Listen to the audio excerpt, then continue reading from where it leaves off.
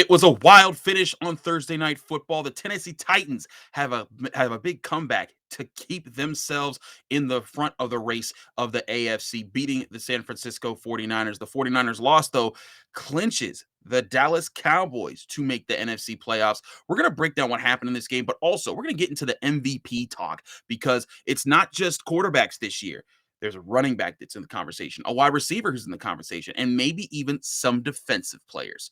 All that being considered, we got to talk about who's deserving of this award the most. We're heading into Week 16, and of course, we'll give you our Week 16 pick six. I'm Chris Carter with your boy Q here on the Locked On NFL podcast. Let's get this show going.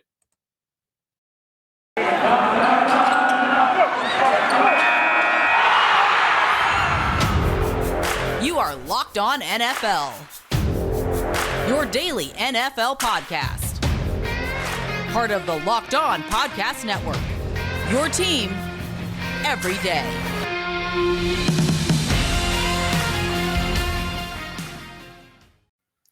And welcome to the Locked On NFL podcast. I'm Chris Carter. He's your boy Q. We are here on a Friday, breaking things down on the Locked On NFL podcast. Remember, you can find this episode on Apple, Spotify, Google Podcasts, Odyssey, and YouTube. Thanks so much for making us your first listen every day.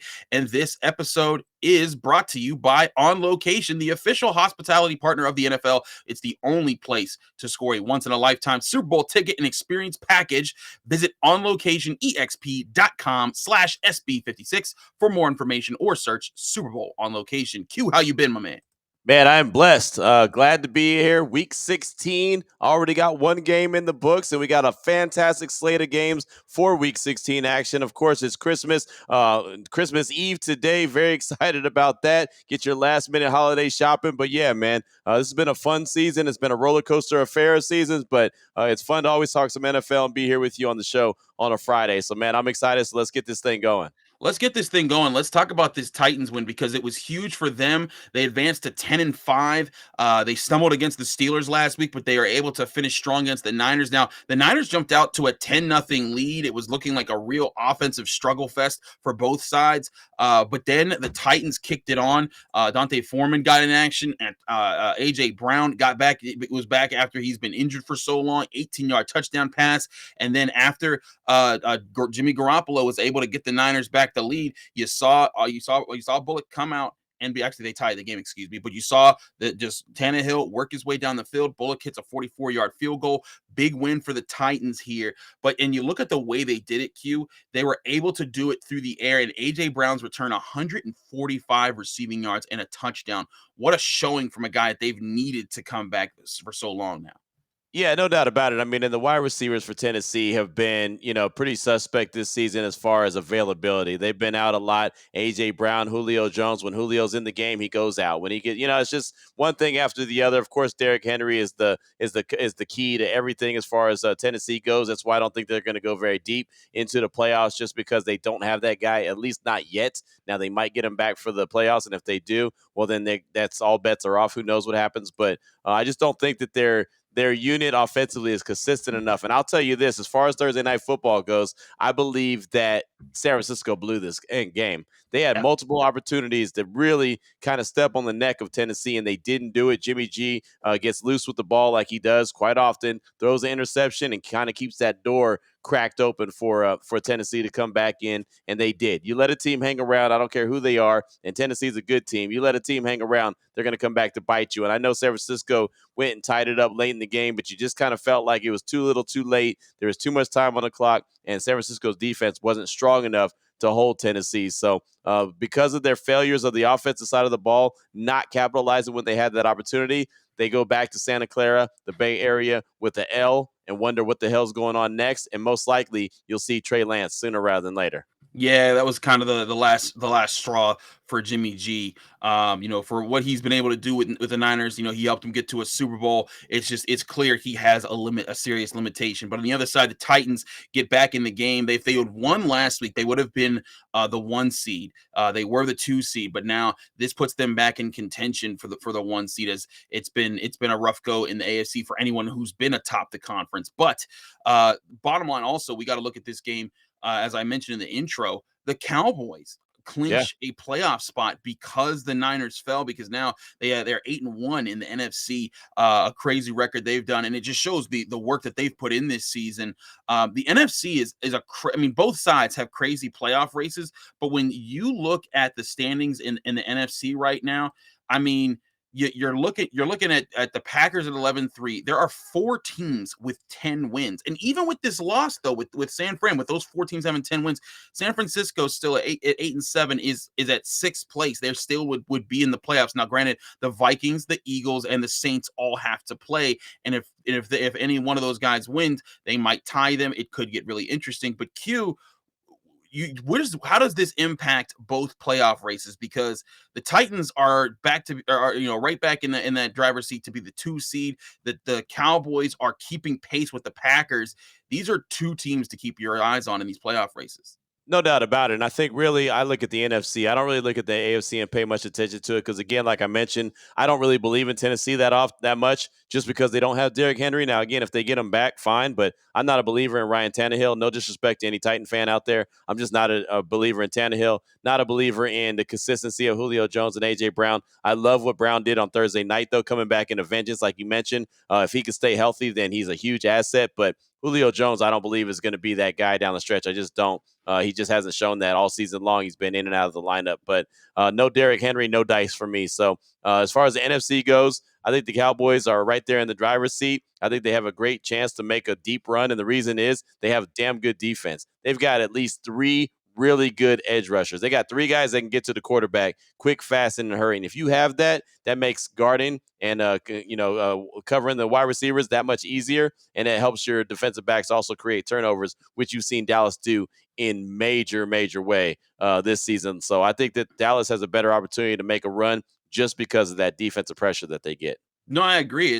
Pressure is a huge part of today's game that I think gets undervalued. When other people talk about good to great teams, and it's certainly going to play a factor here. The Cowboys clinching at least a playoff spot is cool, but I'm sure they want to lock up the 1 seed. They want to get a bye so that they can get healthy. The Titans, though, like you said, they need Derrick Henry back. There's been talk that maybe, what if he's able to return for the playoffs? That could make them a serious contender. Now, the Titans haven't officially clinched a playoff spot just yet, but with 10 wins at 10-5, you think that Right. they're pretty doggone close to just doing that. So I look at this as an interesting spot, but like you said, nobody in the AFC has really separated. At one point, you thought it was the Patriots. At one point, you thought it was the Bengals. At one point, you thought it was the Bills and the Ravens, and they've all kind of flip flopped between the position. Right now, it's the Chiefs, and we'll see what they do against the Steelers, because the Steelers have beaten the Ravens, the Bills, and the Titans this year with upsets in that department. So it's going to be an interesting race. This game was very important to both teams. The Titans coming out with a close one, I think, is a good sign for them growth-wise. But like you said, if they want to beat the teams that they're going to have to beat to make it to the Super Bowl this year, they need Derrick Henry, and that much is evident. Because if he's in this game, I doubt that this is even Right. nearly as close. No, if Derrick Henry's in the game, all bets are off because that dude's that damn good. It was a shame when he went down. I hate that because I love watching him run the rock. He's so angry. He runs so hard, and he just is unstoppable. So I know Tennessee Titan fans are sick just with him not being out there. And, of course, they had a really good lead in the AFC South, so that's good for them that they were able to kind of pad that lead while they still had Henry. And they just really, in my opinion, have hung on for good, for good luck. Right now they've been hanging on for life. And they were able to do that. And so I think that they'll definitely make it into the playoffs. A 10-win team right now with a couple games left to go. I think they'll do that. But I don't know how long their playoff life is going to last as long as Derrick Henry's not out there. We will certainly see if that's the case, but Mike Vrabel does deserve credit for what he's been able to do with the roster in the absence of Derrick Henry, who you can see how important he is. But all things being considered, there's been a lot of players who are healthy who have contributed majorly to their team's success this year. We're going to have some MVP talk because normally we're just talking about quarterbacks. It's just this conversation between this guy who's thrown the most touchdowns and this guy who's thrown the most touchdowns.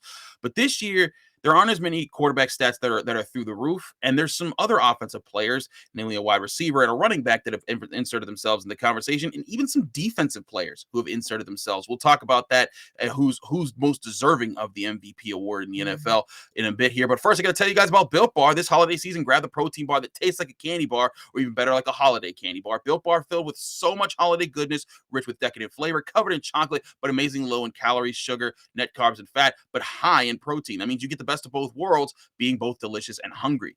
So many flavors, you'll have a hard time choosing. Will you have raspberry, mint brownie, cherry, double chocolate, cookies and cream, peanut butter brownie? The choice is yours when you go to built.com, because Built Bar gives you the extra fuel you need to bust down all those mall doors and battle all the holiday shoppers. Or if you're just standing in endless shopping lines or shopping on Amazon.com at home, sometimes you may need a boost there to keep yourself going. Built Bar can give you that extra something you keep going. So go to built.com at any point in time to use promo code LOCKED15. That's LOCKED15, LOCKED15, to get 15% off your order. Again, at built.com with promo code LOCKED15 to get your 15% off on your next order. We're also brought to you by Stat Hero. No one plays daily fantasy sports to lose, because winning feels so much better. But traditional fantasy sports are a long-term losing proposition, because you never know who or what you're up against. Introducing Stat Hero, the first of its kind daily fantasy sports platform where it's you versus the house in head-to-head fantasy matchups where it's winner take all. And here's the best part. Stat Hero shows you their lineups before you play, and you handpick the team you want to face one-on-one.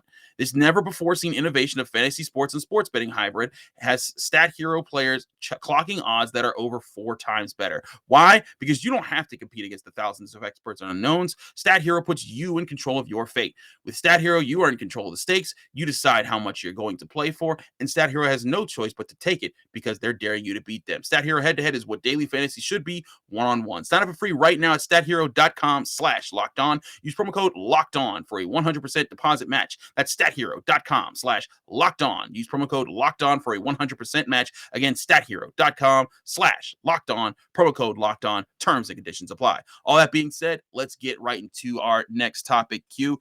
We got to talk about this MVP race. Now, when you look at the MVP race, there's 2 quarterbacks that just perennially just get thrown into it. Tom Brady, Aaron Rodgers. Congratulations. You're going to be talked about because you're quarterbacks and you're throwing touchdowns. And Tom Brady leads the NFL in touchdown passes. Aaron Rodgers has thrown 30 touchdown passes, 4 interceptions. I think that might be the best ratio in the league, touchdowns to interceptions. And then his team has 11 wins. So lots of praise to those guys. But you can't overlook the pace that Cooper Kupp is on. Over 1,600 receiving yards with 3 games to go. Jonathan Taylor also just being a complete monster on the field, doing what kind of statistically what everyone thought Derrick Henry would do this year when he was healthy. So there's that in consideration. But you've made a strong point when we were talking off camera about defensive players needing to be in the mix, because they never are for the MVP. Show defense some love. They never get love. Show them some love. Where's the love? It's right here, because we got love for defensive players. Listen, I cover the Steelers. That's like cutting off like the best attributes of the Steelers over the years, not giving them any love. But I agree, it's been a big part of the problem when coming to the MVP race. People say, "Oh, the quarterback naturally gets all the attention for most valuable player," because the value of the quarterback is often the thing that hinges most teams' success. But you can't overlook how defensive players have made a difference especially in this year's NFL, in a time when the league doesn't favor the NFL. But okay, we identified it: Brady, Rodgers, Kupp, Taylor. Those are our 4 offensive guys. I like Kupp and Taylor a lot. Before we even get into this conversation, I like both those guys. If either one of those won the MVP award, I would have no problem. Kupp is on some stupid pace to do some stupid things. You've got to give him a ton of credit for everything he's doing. And Jonathan Taylor is insane. He's making Carson Wentz a winner when Carson Wentz hasn't been a winner all season long. And again, no disrespect to any Colts fans, but I mean, there's games where Carson Wentz barely even puts the ball in the air and Jonathan Taylor's handled his business. And really, they probably would have won more games if they had given Taylor the ball more. There's been arguments on why aren't you giving him feed him the rock more. So I like both those guys, no doubt about it. I just would like to see some defensive players added to the mix. Who are the defensive players you would add to the mix for the MVP conversation? Well, and I'll say this, and I know a lot of people are going to get up in arms about it, but first of all, I'd look at Big D and I'd look at Micah Parsons, and I know he's a rookie. And Micah Parsons is going to win Defensive Rookie of the Year, no doubt about it. And honestly, he could win Defensive Player of the Year. I mean, and I'd have no problem with that either. but I think he could be MVP, and this is why. Because the Cowboys are not where they are, in my opinion, without Micah Parsons. And that's exactly what the MVP means. This dude has played linebacker, he's played edge rusher, he's lined up over the nose. I mean, he's lined up all over the field. He split out as a damn corner. I mean, this dude could do just about anything that he wants to do, just having a monster rookie season. And I really think when push came to shove and guys like D-Law was out due to injury and Parsons said, no problem, I'll step my game up and I'll play that role. He did it. And oh, by the way, and I know this really doesn't factor into it, this dude didn't even play ball last year. Didn't even play ball last year at Penn State. That's why a lot of people didn't want to touch him in the top 10. I was like, man, y'all letting go a crazy athlete. I saw that kid at Penn State the years before. I was like, whoo, boy.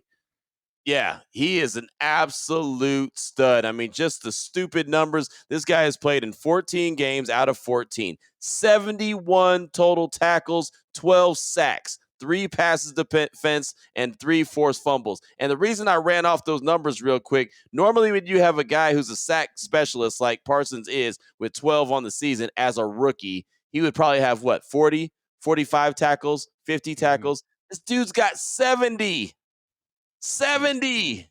He's all over the damn field. So that's one of my guys that I'd definitely go to. Another guy I'd go to is Myles Garrett. And I know that that's going to set off every Pittsburgh Steelers fan because they're going to say TJ Watt. And TJ Watt is a monster. He's an absolute monster. For me, I love availability. And TJ Watt, I've seen him up close and personal. I was there in Pittsburgh with you, and I saw him leave a game against the Raiders, and it really impacted the team. They lose TJ Watt. All of a sudden, the Raiders get the upper hand. They win that game. TJ Watt's only played in 12 games this season, and that's not including the games that he left early. So I kind of feel like the availability is not there, even though he's got the stupid numbers as far as sacks go. And the other thing is, and I mean, with Cam Hayward there, I guess you don't have to really be the biggest. I guess you don't have to worry about the 1-2 punch because Cam Hayward's going to do his thing. But I just feel like Myles Garrett makes Jadeveon Clowney that much better. I think that Jadeveon Clowney's having a hell of a season because of Myles Garrett. So that's why I give him a little bit more love. He helps the players around him be even better. Cam Hayward, you don't really have to help him be better because he's always great. So I guess TJ Watt, in my book, gets knocked for that, which he probably shouldn't. But that's where I get the 1-2 punch, and then TJ Watt's right behind Myles Garrett, in my opinion. See, now I understand Micah Parsons because he's all over the place. He's lined up at edge. He's lined up at off-ball linebacker. He can do that. But I just never understand I never understand anyone who puts Myles Garrett above TJ Watt. I would understand if he eventually ever did beat TJ Watt, but he's never had more sacks than him in a season. Not once in his career. And right now, he's on pace to finish behind him yet again, even while playing more games. It's not like he's that far behind. He's only 2.5 sacks behind him. That's one game. But see, here's the thing. He's played 2 more games, and he's still behind him. He's behind him in run stuffs. He's behind him in tackles. If you're looking at these at their numbers this year, he's playing 2 less games. And again, at least 3 of those games, TJ Watt left early. You're looking at TJ Watt has 8 more solo tackles, has 2.5 more sacks, 3 more forced fumbles, 2 more recovered fumbles, and it's just he's more impactful on the game. He has more tackles for loss. If you look at PFF numbers when they start looking at run stuff numbers, TJ Watt 16 run stuffs compared to Myles Garrett. Let me put this number again. He's not even close. He's 12. So like every stat, okay, 4 off. That's like I thought if it was 15 to 13, I was like, but we're talking about if Myles Garrett is that much better than TJ Watt, if he's better at all, he should be well ahead of him while playing more games. You talked earlier about impact and players that change the game. Guys around him better though. He's making everyone's better along that defensive line. TJ Watt does the same thing. When did you know Chris Wormley had 6 sacks in the season? Did you even know who Chris Wormley was? Oh yeah. I didn't hear you. That's my point. Alex Highsmith has the second most run stuffs in the NFL right now. He's the edge rusher opposite of TJ Watt. And now all of a sudden it's like where did that come from? Again, availability for me. Okay, availability, production. Watt has it. TJ Myles Watt Garrett, left games early when they needed him, and he hasn't been because he was available. hurt, he can't help that. But I you know what know, he but can that's help part is when of he's it. on the field, he's winning games for the Steelers. They're 7-2 Right. when he starts a game and is able to play more than half of it. Yeah, There, well, there's when Greg Oden played for the who'd he play for? The Portland Trailblazers. He was good when he played, but he didn't play. I Yeah, but mean, are we really putting Greg Oden no, in the same no. set? I just thought I'd throw that Come together. on. TJ Watt literally leads the NFL with 17 and a half I sacks, and know. he's played less games than all the other guys that are trying to catch up to him right now. He's playing otherworldly, and when he's in the game, he's the reason. You take him off the Steelers, they're not even close to what they are. They're 7-6-1 right now. They're hanging in there in the AFC playoff race. Well, what's the Browns without Myles Garrett? You think Baker Mayfield has led him to a 7-7 record? No. He would not. But I would say this: in big games, TJ Watt has been the deciding factor. He's been the guy against the Bills. He's crushing Josh Allen when they needed us to when they were struggling against the Seahawks this year. And that wasn't a big game, but they needed Right. to win that game to stay in the Right. hunt. TJ Watt forced fumble, turnover, gets the Steelers the ball back against the Titans. 1.5 sacks, leads the defense. He's the surge. He's the energy. He's the everything. When the Browns have needed Myles Garrett, he showed up to Cleveland Browns, their stadium, against the Steelers wearing the Grim Reaper costume. And what did he do? He had 1 sack in that game, and they got their butts handed to them. What did he do against the Raiders? Butt kiss. Didn't do anything against them. He didn't play. You know what? But TJ Watt, when he does play like he did against the Titans, he makes a difference. And he's a big reason why the Steelers are ahead of the Browns right now. Because if he wasn't there, the Steelers, they would be clearly in last place. But They're not ahead of him by that much, though. They're ahead of him by they're what? they're ahead of him by a half game. But again, they wouldn't be ahead of him at all without TJ Watt. They tied the Lions. They tied okay. the Lions. And that's not something to brag about. And guess where TJ Watt was in that game? Exactly. He wasn't on the field. When he's on the field, he's a much better player. You're giving me excuses why a guy don't play. I'm giving you whoa. So let me get this straight. You're saying it's an excuse that TJ Watt is better than Myles Garrett because he's producing more numbers, and your reason is, well, it's an excuse that he's injured. That doesn't make any sense, Q. He's a better player. He produces more numbers. No, what I'm saying is every time I give you an example of something, you always throw at me, well, he didn't play in that game. He didn't play in that game. Your only example is when he's hurt. Well, that's your only knock on him. That's part of it. That goes into everything. Availability, your best ability is availability, and he hasn't been available that much. Well, he has a lot, but he has missed more games than he hasn't this year. You know what I mean? So if a guy plays 16 games and gets 5 sacks, he's better than the guy that plays 12 games and gets 20 sacks. Was that what you're saying there? No, I'm saying when they're as close as they are, and they are close. We're splitting hairs here, but when they're close, I'll go with the guy who's available each and every week instead of the guy who might go out with a groin injury two quarters into a 4-quarter game, or not be there against the Lions and I need a win, or leave a game. That's what I'm talking. If they're close, then I have to say, what's the deciding factor? Availability in my book. That's all. Again, we're talking about 1A and 1B. These guys are both hell of athletes, hell of players. I don't care if you pick TJ Watt or Myles Garrett. I don't think you can go wrong. I'm picking Myles Garrett just because I think he makes everyone look better. But that's just me. Both of them are amazing players. I'm going with Micah Parsons, to be honest. If we're keeping it 100, I'm going with Micah Parsons regardless. So it's just let me tell you, Steelers fans are like, man, what does TJ Watt got to do to win defensive MVP? He led the NFL in sacks before. He's been a game record for 3 years now. Everyone knows who he is. He's not bursting onto the scene. And Steelers fans are like, man, are you really going to steal this from him again when he's leading the NFL in sacks? Again, 17 and a half sacks in 12 games. He might break Michael Strahan's sack record this year. If he played all those games, he would have. He still might. That's the thing. Without those games, he might. He could. So if he breaks the all-time sack record and ends with the most sacks in the league, are you still not going to give it to him? No, I'll give it to him. That's a hell of a feat. But he is not there, and he would be there if he played every game. He's got 3 more games. Q, come on, man. I'm just saying. But how do you know he's going to play all 3? He's not available every game. How do you know Myles Garrett's going to play? He might get hurt tomorrow and be gone. He got hurt on Monday. I deal with the production in front of me. He got hurt on Monday. More sacks, more tackles, more forced fumbles, more recovered fumbles, more run stuffs. Okay. He leads all important But categories. I credit Myles Garrett for what Jadeveon Clowney is doing too, because if you look at Jadeveon Clowney, without a Batman, he's not a very good Robin, and he's a damn good Robin this year because he has Batman. That's Okay. another point. Okay. And Chris Wormley has 6 sacks because TJ Watt just poofs. Well, Like, he has 6 sacks because he has to come in there when TJ Watt's not available. well, he's not the edge rusher. He's an interior defensive lineman. Come on, man. Like you're not even trying. I'm just gonna mess with you no matter what now. At this point. I see how it is. I see how it is. But again, Look, I'm just going with facts, man. I like them both, to be honest. I really do. They're both phenomenal. It's exactly. similar. It's similar to me in the AFC North. We've seen this before with Ed Reed and Troy Polamalu. Both elite guys at their own positions. Now I will say this: they play the same position, whereas Troy played strong and Ed played free. So that's a whole different debate. But but both rivals, AFC North showdowns. The teams hate each other, and that's there absolutely. I just think that when you look at the numbers, there's a clear answer over here and a clear second over there. Well, but hell, again, the Raiders selected Garyon Conley in that draft. So I mean, I'm talking. You know what I mean? Like, listen. The Steelers have the Cowboys selection. Taco Charlton is a Steeler right now. They selected Taco. Listen, I know that you were in the Dallas area when that happened. I was in the draft. That was in Philly. That draft was in Philly. I was at the Rocky Stairs when the Raiders drafted Garyon Conley, the Cowboys drafted Taco Charlton, and the Steelers happened to fall into this Watt fella who ended up being a stud. And Taco Charlton's trash, and Garyon Conley's not even in the league. Whoa. You better chill with Taco Charlton. Now he's a Pittsburgh Steeler, and he just trash. He's still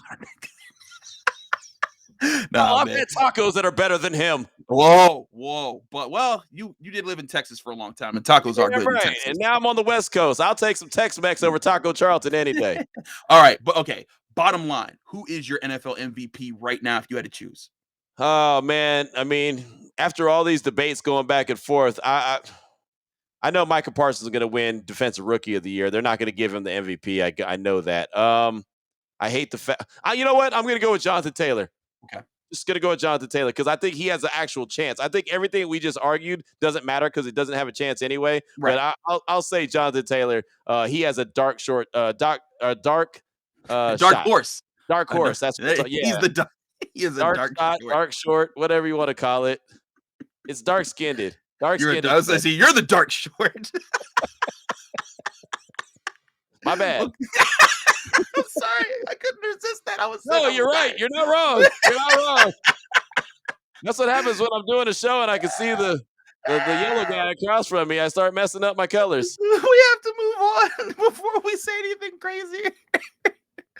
Our next sponsor is BetOnline, who has you covered all season long with more props, odds, and lines than ever before. As football season continues the march to the playoffs, BetOnline remains your number one spot for all the sports action this season. Head to the new updated desktop or mobile website to sign up today and receive your 50% welcome bonus on your first deposit. Just use the promo code LOCKEDON, that's LOCKEDON, locked on with all capital letters, all one word, to receive your bonus. From basketball to football to NHL to boxing to UFC, right down to your favorite Vegas casino games. Don't wait to take advantage of all the amazing offers available for the 2021 season at BetOnline, the fastest and easiest way to bet on all your favorite sports, and BetOnline, where the game starts.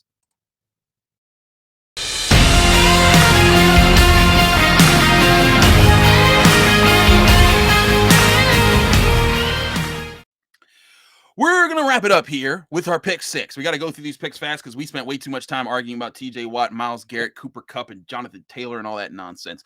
But we got several big games. The fun thing is this: we're not picking through some sad games this week. Like there's no Jaguars Jets that's going to pop up here. Oh, but they do play, by the way.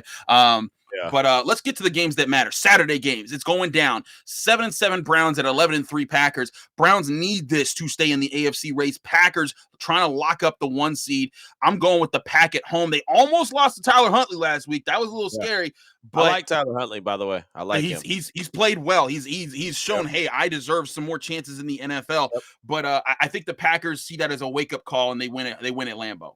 I agree. They're playing at home. If they were playing in Cleveland, I would give the Browns a slight chance. I don't know who's all coming back from COVID-19 because the Browns are really hurt by that. And the thing about it is, remember, the Browns played on Monday and now they got to play tomorrow. So they have a very short week. They were supposed to play last Saturday and have a little bit of a break. They don't. So I think that's going to impact them as well. So I got Green Bay in this game, no doubt about it. Yeah, that was crazy. The Browns and their fans are pushing for a Monday game, and reasonably so. You want to get your players back, and Right. then it ends up killing you because you lost that game, and now you got to face the best team in the NFC right now.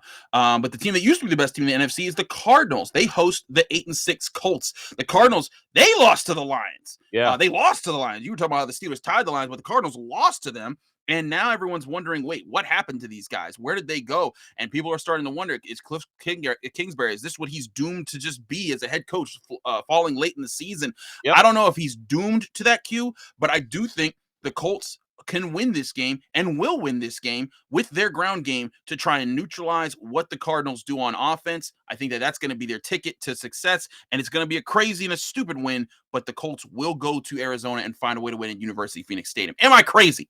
No, no, you're not. Cliff Kingsbury, that's what he does. He collapses in the second half of the season. I mean, if you go back and look Ooh. at the history of his coaching career, that's what he does. He starts off hot, and he's started off hot with the Arizona Cardinals the last couple seasons, and he ends really cold. He's not very good in the second half of the season. I'm not too sure why, but I think the Arizona Cardinals are falling apart. They're having their second half of the season collapse. I think the Colts are going to not only run over them, but they're going to run over them with some big shoes. They're going to stomp them out on their home field. That's going to be crazy. If that does, I mean, one, the Colts will be 9-6, and they'll be up in the mix for that playoff They're hot, race. man. They're hot. They're playing good ball. The Titans better be glad they won Thursday night. Otherwise, they'd be staring them right in the mirror like, oh, what's up, Colts? Now let's go to a major divisional matchup. Ravens at Bengals. Both teams 8-6. The Bengals lost last week. The Ravens lost last week. The Ravens dealing with injuries after injuries. But the Bengals, they've been inconsistent. We said this at the beginning of the year because we said, man, they aren't going to be that good. Bengals fans came after us. You painted your face Bengals, and then when I thought that they were good, I painted my face Jets because they lost to the Jets. But they've been wildly inconsistent. This is what I thought would happen. I've gone back and forth about this game all week. But I think that the Ravens are going to win this in the weirdest of ways, whether it's Lamar Jackson or Tyler Huntley. I think that the mobile quarterback problem will be a very big issue for the Bengals. They struggle at home, and the Ravens find a way to win this game. I think the Ravens are going to win it only if Tyler Huntley plays. Not because he's better than Lamar Ooh. Jackson, but I think that Lamar Jackson's just not healthy. He hasn't Yeah, practiced all week long, and I think that that's going to hurt him. He hasn't been that accurate this season. I know he made the Pro Bowl. That's more of a who's who and a name recognition type yeah. thing. I I felt like think Josh Allen got a snub there, by the Yeah, way. for sure. Absolutely. I think that Huntley, just because he's fresh, he's clean, he's healthy, I think he gives him a better shot. I think if Lamar's in there, he'll show why he's a little bit banged up, and he'll give the Bengals a better chance to win that game. So if Huntley plays, I got the Baltimore Ravens. If it's Lamar, I think Cincinnati takes it. That's crazy. That's crazy. So we have that situation. Another divisional matchup and a major one. 8-6 Bills at the 9-5 Patriots. Patriots were the one seed at one point. They were Yeah. sitting high and mighty until last week when they lost. I've gone back and forth about this game, Q. I've fought the Patriots because they were able to beat the Bills with throwing the ball 3 times. Like, that was just bizarre. But I think the Bills are angry. I think that they're frustrated. I've gone back and forth with this game. I'm picking Buffalo. I think they find a way to win this game. They're disappointed in themselves. They're disappointed in how they're being perceived. They know they need to win this game to get back up in this chance to win the AFC East. If they don't win it this year, the Patriots find a way to win this AFC East, it's going to be the most painful thing the Bills fans have had because this was their year. This was their year not just to win the AFC East, but to win the Super Bowl. And if you're still falling behind the Patriots with a rookie quarterback after the decades of dominance from Tom Brady, that's just going to be the most disheartening thing. Bills won't let that happen. You know, I think the Buffalo Bills are angry, like you mentioned. I think they're going to be angrier after Sunday. I think that New England's going to Oh, handle their business at home. I think that, sweep. yeah, I think that Bill Belichick's going to feel good about himself. He's just a hell of a coach for a reason. And I just think that New England's going to have their number. And I think Buffalo's doubting themselves right now. That's the biggest thing. Cole Beasley, he's going to be out due to COVID-19, his issues with that. And who knows who else may be out for Buffalo. But I just think that they have a little bit of doubt in their mind. And that doubt's going to come back and get them, man. So I got New England in this, no doubt about it. Sunday 4 o'clock game. Steelers at Chiefs. 7-6-1 Steelers at 10-4 Chiefs. Both teams dealing with COVID issues right now. The Chiefs more so than the Steelers, but the Chiefs got good news. They're getting Travarius Ward back at cornerback and Chris Jones back on the defensive line. Maybe they get Tyreek Hill and Travis Kelce back by the end of the week. Who knows? Maybe the Steelers can get back Devin Bush. He's the biggest name on their side that they're missing. But this is going to be a game that, to me, that comes down to quarterback play and dealing with what the other defense does well. Both of these teams can get after the quarterback. You've seen how the Chiefs have done it ever since they got Melvin Ingram. Chris Jones is purely on the inside, and he becomes a wrecking ball. The Steelers, T.J. Watt, Alex Highsmith, Cam Hayward, they're bringing it. Both teams have high-level safeties in Tyrann Mathieu and Micah Fitzpatrick. But to me, this comes down to which quarterback is going to make the fewer mistakes and make the more plays. I got to go with Patrick Mahomes there. And I know I'm the Locked On Steelers guy, but I see this as a game that the Chiefs at home, they're going to have an opportunity to control.